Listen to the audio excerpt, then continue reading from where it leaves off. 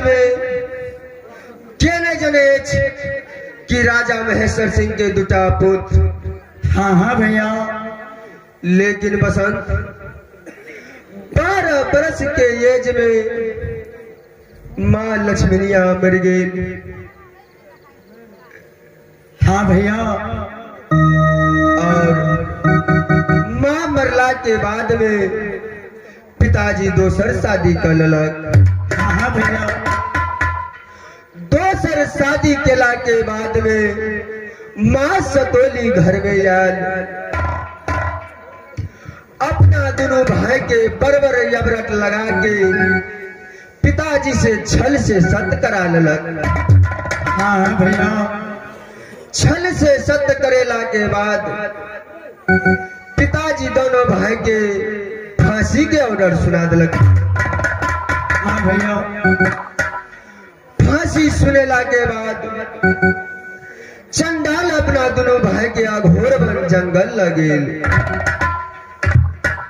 और वो जंगल लगेला के बाद दोनों भाई भीख दुख मांग के जलाद के 500 रुपया पूर्ति केलो।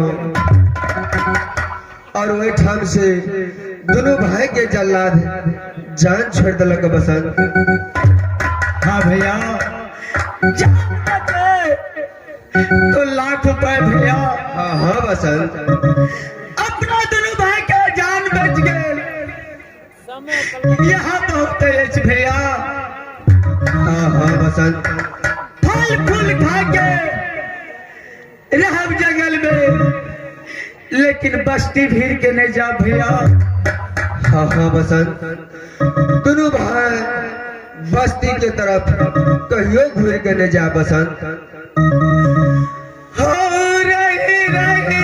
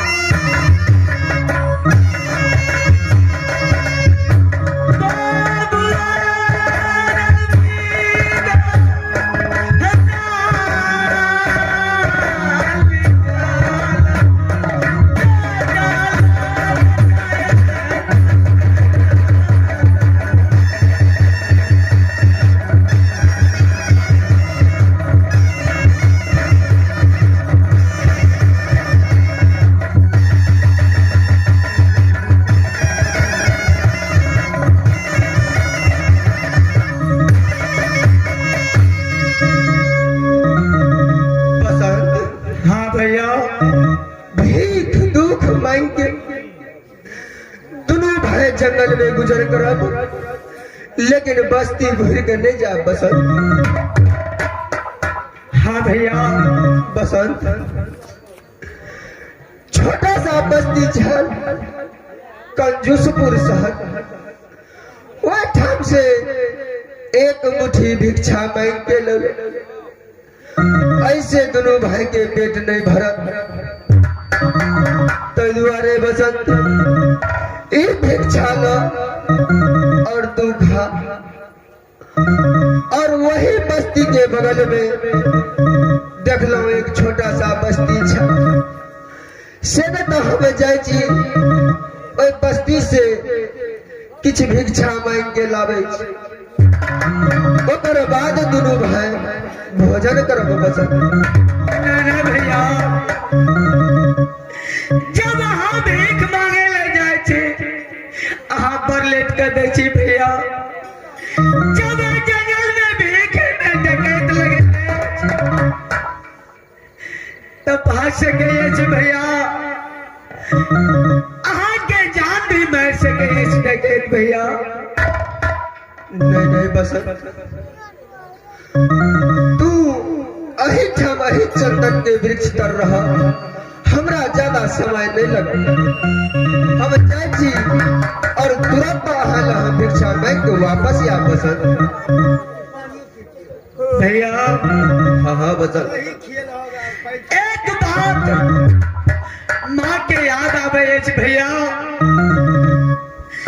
जय समय में माँ प्रभावती मरे लगल, कहले के देखब सीत जहाँ जहाँ तू जया तहाँ तहाँ बउआ बसंत के ने छोड़िया। हाँ हाँ बसन।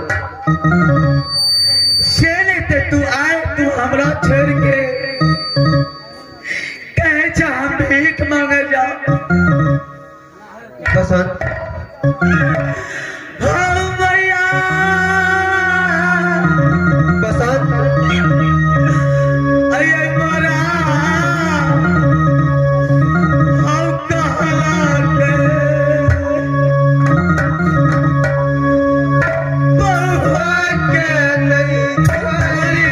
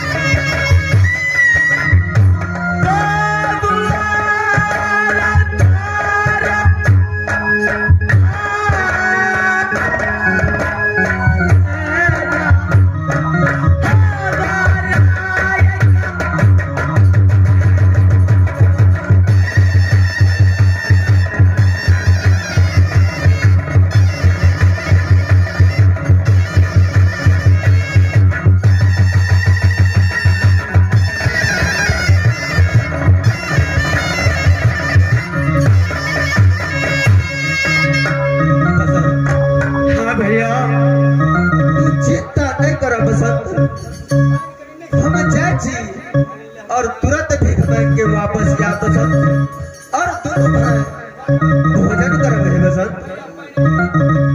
ठीक है भैया, जब अहाँ कहे छी अहाँ बचन के कोना हम काट सके छी भैया। हमर प्राण अहाँ के प्राण हम छी भैया। किया करके बसंत हो या कतया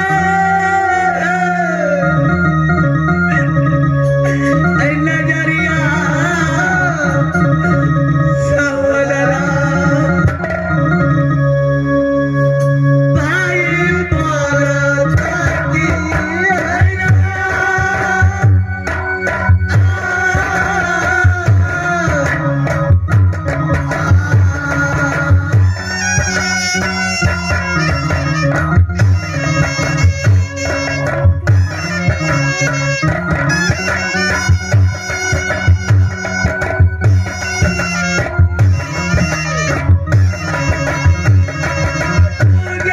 जुगे रामा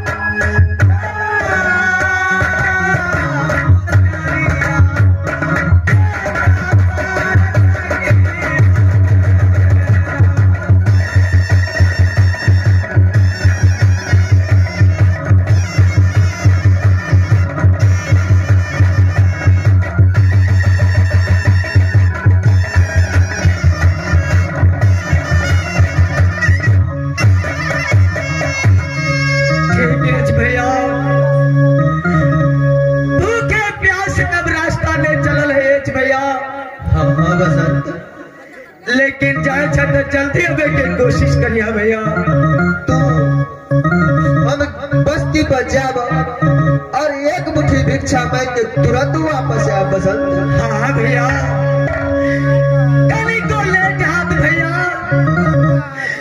जंगल में बाघ से हरिण गुजरे सके हमरा जान मरदा जोरा से बेजोरा भाजब भैया ऐ दुआरे आहार जल्दी जा जल्दी आवे के कोशिश कर भैया। हाँ हाँ बसंत हम जाब और तुरंत भिक्षा लगे वापस या बसंत तू अही चंदन के बेर तर आराम कर। ठीक है भैया।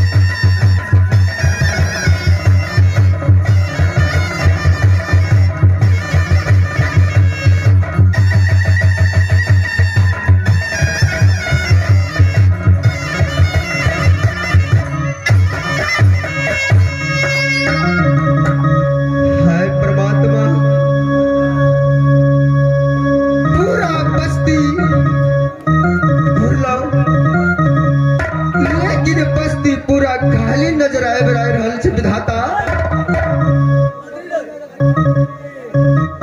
हे परमात्मा, क्यों नजर नहीं आबि रहल छै बस्ती पर।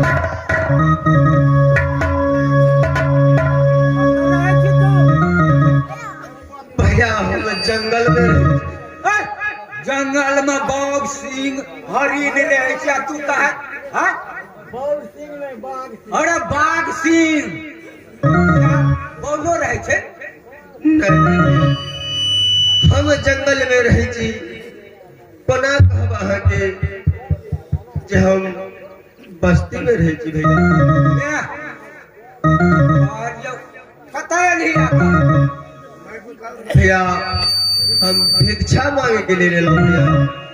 ए तोरा बुझल नहीं छो ए राज में भिक्षा है भेटता। जो जो अंदर जो राजा दरबार में सोमवार लगते पता सब चल गया थे। आ तू अभी भीख मांगा त आई भीख दे तोरा कोई ककरो बस्ती पर देखी त ककरो नजर आवे छो ते गोरा में सब ना बस्ती पर तो कोई नहीं नजर आवे छै भैया। तब क्या ना तोरा के भीख देतो। राजा का सोमवार लगे छै ओते जो ओते नाश्ता पानी रसगुल्ला चाय पानी चाय बना के पिया चाय खइया